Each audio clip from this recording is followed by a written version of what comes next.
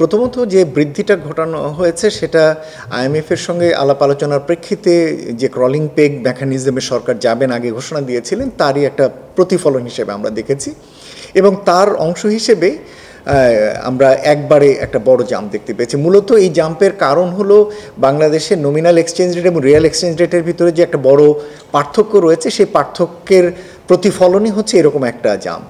তবে এই জাম্পটা বাংলাদেশের জন্য বা বাংলাদেশের ব্যবসায়ীদের জন্য ঠিক মানে অপ্রত্যাশিত না এবং এটাতে তারা যে অপরিচিত তাও না। ইতিপূর্বে আমাদের খোলা বাজারে ডলার 123 টাকা 125 টাকা এমনকি কখনো কখনো 128 টাকার কথা শোনা গিয়েছিল। সুতরাং যে বৃদ্ধিটুকু হয়েছে আমি বলবো যে সেটা এক ধরনের সহনীয় মাত্রায় উচ্চ লম্ফ হয়েছে। এই লম্ফটা স্বাভাবিক যখনই এই ধরনের ওপেন মেকানিজমের অংশ হিসেবে একটা ট্রানজিশনাল প্রসেস হিসেবে আমরা যখন এই ক্রলিংয়ে যাচ্ছি এই জাম্পগুলো হবে।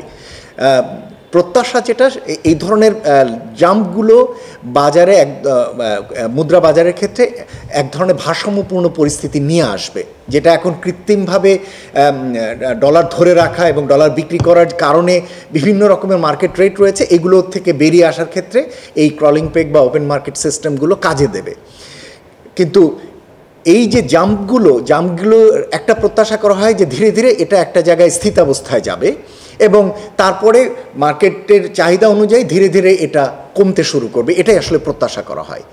কিন্তু মনে রাখা দরকার এই জাম্পগুলো পিকে গিয়ে কমার বিষয়টা আরও কিছু শর্তের উপরে নির্ভরশীল এবং সেই গুরুত্বপূর্ণ শর্তের একটা বড় অংশ হলো যে বাংলাদেশে আমরা জানি যে ফরেন এক্সচেঞ্জ মার্কেটের ক্ষেত্রে ইনফর্মাল ট্রানজ্যাকশান একটা গুরুত্বপূর্ণ জায়গা দখল করে আছে।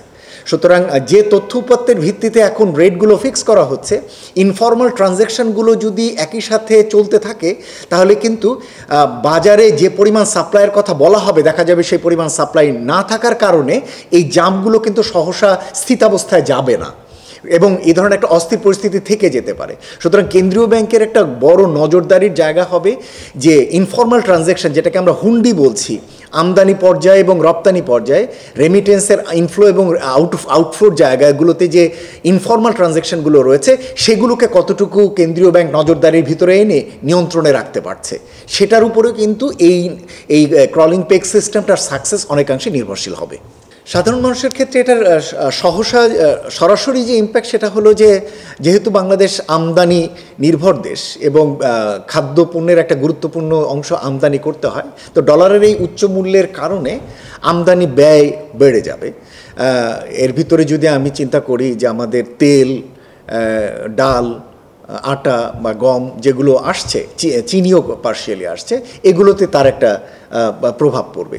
কিন্তু দুর্ভাগ্যজনকভাবে আমাদের এখানে যেটা হয়ে থাকে যে ডলার রেটের বৃদ্ধির উপরেও আমাদের বাজারে ব্যবসায়ীদের একটা নিয়ন্ত্রণ, আমদানিকারকদের একটা নিয়ন্ত্রণের কারণে ডলার রেটের উপরেও এক ধরনের উল্লম্ফন ঘটে। তো এই ধরনের ঘটনা যখন ঘটে, হঠাৎ করে বড় একটা জাম্প ঘটে, এটার সুযোগ অনেক সময় আমদানিকারকরা নিয়ে যতটুকু না বাড়ার কথা তার থেকেও তারা বেশি বাড়িয়ে ফেলেন, যেটা আসলে ভোক্তার জন্য আরও অসহনীয় হয়। ভোক্তারা ইতিমধ্যে একটা অসহনীয় পরিস্থিতির মধ্যে রয়েছে উচ্চ মূল্যস্ফীতির মধ্যে, এই উচ্চ ডলার রেটের কারণে সেটা আরও কিছুটা প্রলম্বিত হবে। যেটা বলছিলাম যে সরকারের দায়িত্ব হবে, কেন্দ্রীয় ব্যাংকের দায়িত্ব হবে এই উচ্চ রেটটা যাতে একটা পর্যায়ে স্থিতিশীল হয় এবং তারপর যাতে ধীরে ধীরে নেমে আসতে শুরু করে সেই জায়গাগুলোতে নজরদারি বাড়ানো। আমার ধারণা যে বিকল্প হিসেবে আমি বরঞ্চ বলবো যে ইনফর্মাল ট্রানজ্যাকশানগুলোকে নিয়ন্ত্রণ করাটাই হচ্ছে এই মুহূর্তে প্যারালালি পাশাপাশি চালিয়ে যাওয়া একটা গুরুত্বপূর্ণ পদক্ষেপ হবে। নতুবা অন্যান্য যে জায়গাগুলোতে যে ধরনের অ্যানোমেলিগুলো হয় ডিফারেন্সিয়াল রেটের কারণে, সেটা এই ধরনের ক্রলিং পেগের কারণে ধীরে ধীরে ওগুলোর ডিফারেন্সগুলো কমতে শুরু করলে ডলার ধরে রাখা, ডলার বাইরে পাচার করা, এগুলো অনেকটা কমে আসার কথা। কিন্তু একই সাথে যেটা দরকার যে ইনফর্মাল ট্রানজ্যাকশানগুলোকে নিয়ন্ত্রণের ভিতরে নিয়ে আসা। তাহলে কি আমাদের রপ্তানিকারকদের থেকে প্রফিটেবল হবে? হ্যাঁ, এর ফলে তো অবশ্যই রপ্তানিকারকরা তো এর ফলে কিছুটা সুবিধা নেবেন। শুধু রপ্তানিকারকরাই যে সুবিধা দেবেন না, যারা আমদানিকারক তারাও আবার দেখা যাবে যে তখন প্রাইস নেগোসিয়েশনে গিয়ে তারাও আরও কিছুটা কম দিতে চাইবেন, সেই প্রবণতাটা রয়েছে। তবে হ্যাঁ, সাময়িক এই সুবিধাগুলো আমাদের রপ্তানিকারকদের রপ্তানি কম্পিটিটিভনেস বা বিজনেস কম্পিটিটিভনেস বাড়াতে ভূমিকা রাখবে।